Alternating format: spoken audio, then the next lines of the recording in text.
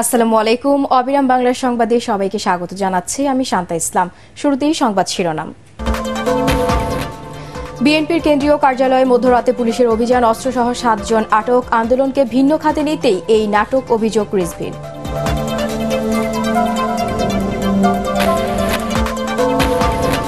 দ্রব্যমূল্যের ঊর্ধ্বগতি এবং ডিজেলের দাম বাড়ায় মুখ থুবড়ে পড়েছে পিরোজপুরের সম্ভাবনাময় জাহাজ শিল্প, অর্ধশত ডকইয়ার্ড ঝুঁকির মুখে।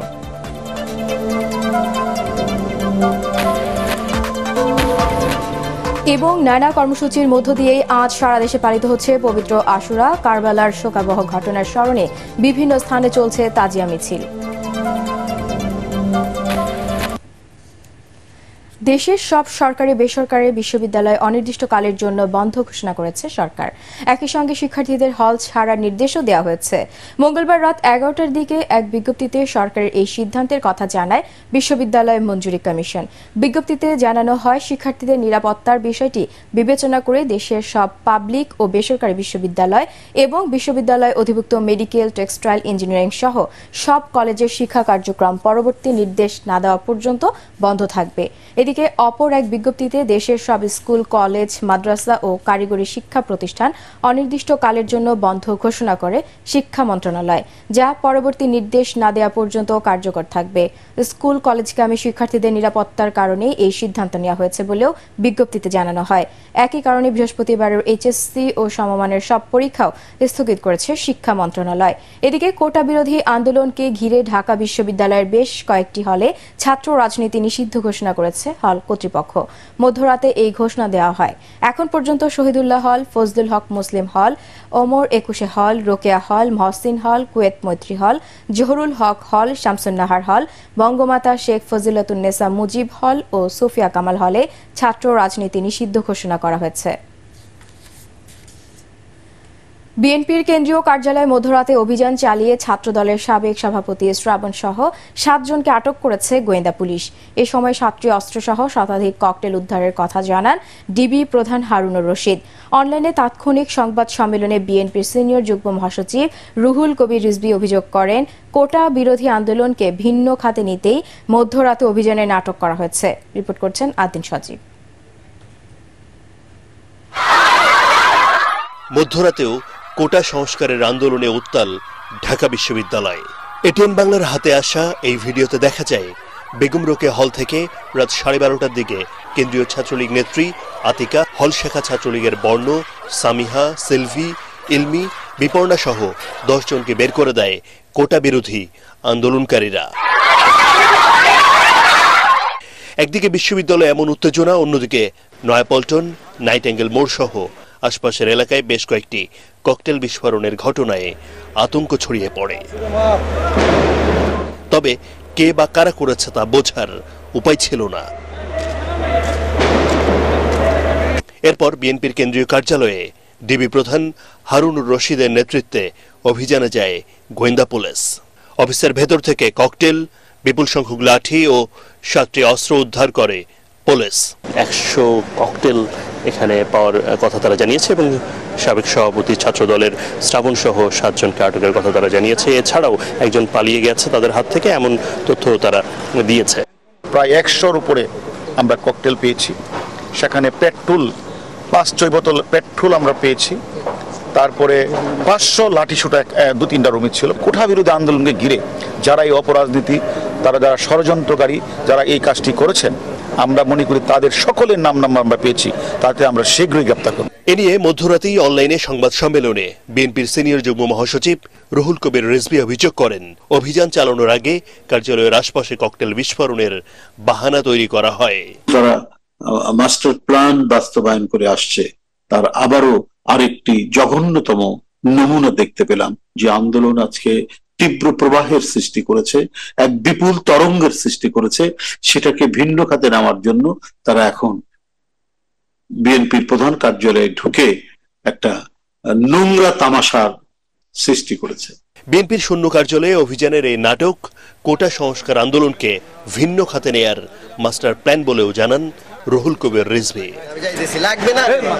আদিন সজীব, এটিএন বাংলা, ঢাকা।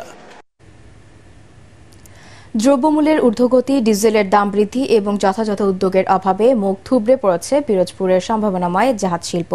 এই এলাকার অর্ধশত ডকইয়ার্ড এখন ঝুঁকির মুখে। শফিকুল ইসলাম মিলনের পাঠানো তথ্যচিত্রে আরও জানাচ্ছেন নাজনীন নাহার। বরিশাল ঢাকা নৌ রুটে সন্ধ্যা নদীর দুই পারে গড়ে উঠেছে ছোট বড় প্রায় 50টি জাহাজ নির্মাণ শিল্প। এর মধ্যে কিছু ডকইয়ার্ড রয়েছে আধুনিক মানের। বড় জাহাজ নির্মাণ না হলেও এসব ডকইয়ার্ডে তৈরি হচ্ছে আধুনিক মানের জাহাজ। মেরামতের পাশাপাশি তৈরি হচ্ছে লঞ্চ, ট্রলার সহ সব ধরনের নৌযান। তৈরি হচ্ছে বড় কার্গো জাহাজও।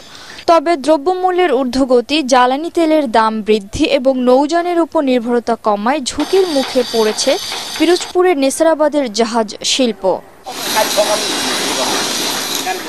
জেলা ব্যবসায়ী সমিতির মতে এই দৈন্যদশা থেকে রক্ষা পেতে প্রয়োজন উন্নত প্রশিক্ষণ সহ সরকারি পৃষ্ঠপোষকতা। সরকারকে এই অঞ্চলের জন্য আপনার যারা শ্রমিক আছে তাদেরকে অধিকতর প্রশিক্ষণ দেওয়ার ব্যবস্থা গ্রহণ করা, পাশাপাশি নতুন জাহাজ নির্মাণের ক্ষেত্রে সরকারি পৃষ্ঠপোষকতায় সহজ শর্তে ঋণ যদি প্রদান করা হয়, সেক্ষেত্রে আমার মনে হয় যে বন্ধ হওয়া এই ডকইয়ার্ডগুলো আবার চালু হবে।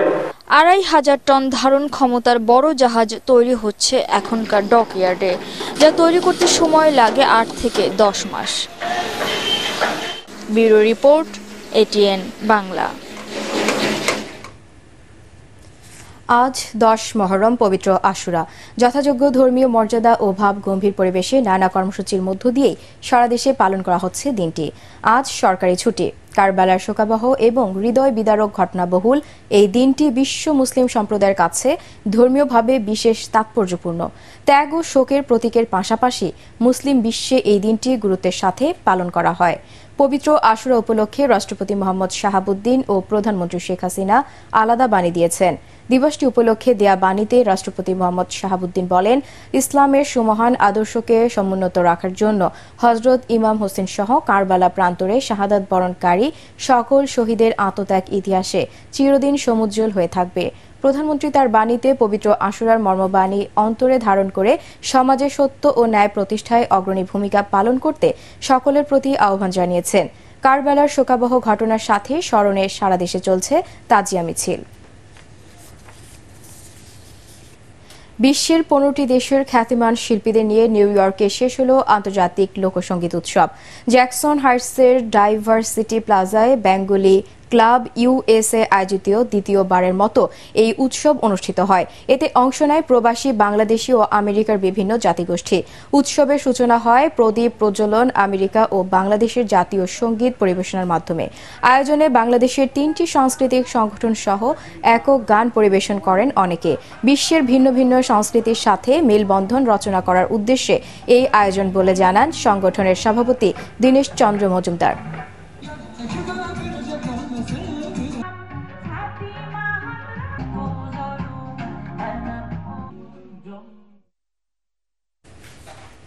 আন্তর্জাতিক সংবাদ।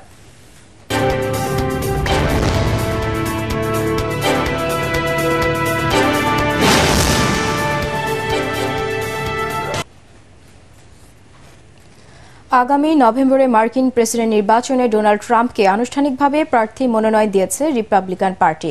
প্রেসিডেন্ট নির্বাচিত হলে ওয়াইইউ অঙ্গরাজ্যের senator JD Vance running mate হবেন বলে ঘোষণা দেন ট্রাম্প। উইসকনসিন অঙ্গরাজ্যের মিলওয়াকিতে রিপাবলিকান পার্টির জাতীয় সম্মেলনে এই ঘোষণা দেওয়া হয়। সিনেটর জেডি ভ্যান্স এক সময় ট্রাম্পের কট্টর সমালোচক ছিলেন, কিন্তু 2021 সালে ক্যাপিটল হিলের ঘটনার পর ট্রাম্পের ঘনিষ্ঠ হন তিনি। গত শনিবার পেনসিলভানিয়ায় নির্বাচনী সমাবেশে বক্তৃতা দেওয়ার এক পর্যায়ে হামলাকারীর গুলিতে রক্তাক্ত হন ডোনাল্ড ট্রাম্প।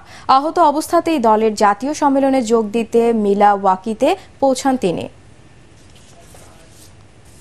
বরিশালের সারসিনা দরবার শরীফের পীর হযরত মাওলানা শাহ মোহাম্মদ মুহিবুল্লাহ ইন্তেকাল করেছেন। ইন্না লিল্লাহি ওয়া ইন্না ইলাইহি রাজিউন।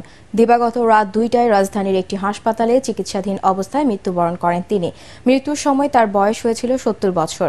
আগামীকাল বাদ জোহর সারসিনা দরবার শরীফে মরহুমের নামাজের জানাজা অনুষ্ঠিত হবে। একসময় বাড়ির রাস্তা দিয়ে চলাচলের ব্যবস্থা থাকলেও প্রতিবেশীর আক্রোশে বিপদগ্রস্ত নড়াইল পৌরসভার বাসিন্দা দৃষ্টি প্রতিবন্ধী বৃদ্ধা সকিনা বেগম। বাড়ির সাথে প্রাচীর দেওয়ায় চলাচলের প্রতিবন্ধকতা সৃষ্টি হয়েছে তাদের। প্রতিবেশীর দেওয়া প্রাচীরের কারণে একমাত্র উপার্জনক্ষম ভ্যান চালক ছেলে বাড়িতে ভ্যান নিয়ে প্রবেশ করতে পারে না। রাস্তায় ভ্যান রাখায় চুরি হয়ে গেছে তার উপার্জনের বাহনটি। এছাড়া অগ্নি দুর্ঘটনা বা অসুস্থতায় ফায়ার সার্ভিসের গাড়ি বা অ্যাম্বুলেন্স যেতে পারে না সেখানে। থানায় লিখিত অভিযোগ করেও মিলছে না প্রতিকার।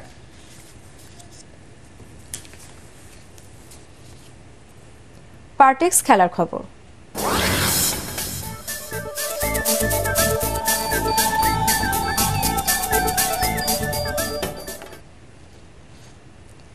কোপা জয়ী আর্জেন্টিনা দলকে বরণ করে নিল ভক্ত সমর্থকরা। যুক্তরাষ্ট্রের টুর্নামেন্ট শেষে দেশে ফিরলে রাস্তার দুপাশে দাঁড়িয়ে তাদের অভিনন্দন জানান সকল স্তরের মানুষ।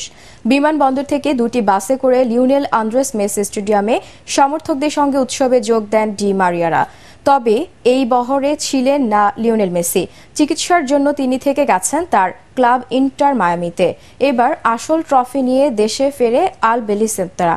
23 বছর পর লাতিন আমেরিকার ফুটবল সংস্থা কনমেবল এবার কোপায় শ্রেষ্ঠ দলকে আসল ট্রফি বহনের সুযোগ দেয়।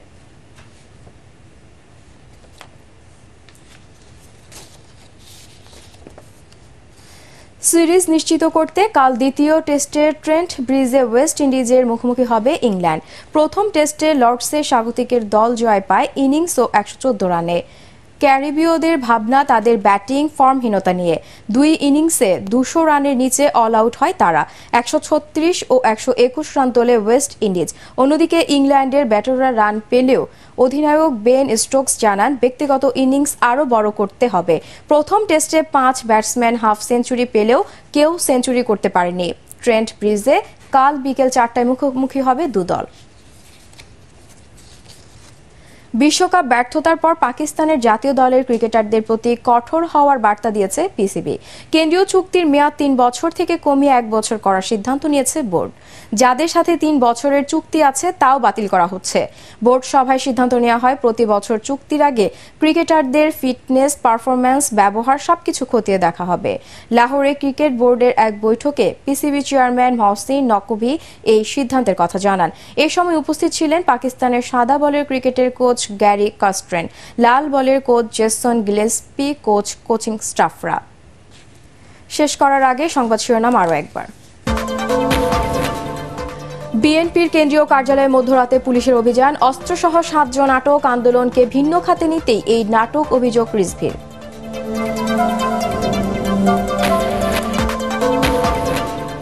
দ্রব্যমূল্যের ঊর্ধ্বগতি এবং ডিজেলের দাম বাড়ায় মুখ থুবড়ে পড়েছে পিরোজপুরের সম্ভাবনাময় জাহাজ শিল্প। অর্ধশত ডকইয়ার্ড ঝুঁকির মুখে।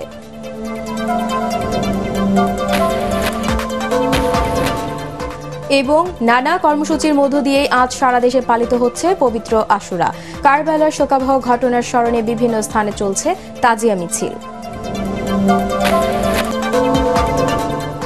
পরবর্তী সংবাদ দেখার আমন্ত্রণ জানিয়ে এখনকার মতো শেষ করছি। এটিএন বাংলা সংবাদ ইউটিউবে দেখতে ব্রাউজ করুন youtube/ATN বাংলা নিউজ। ধন্যবাদ।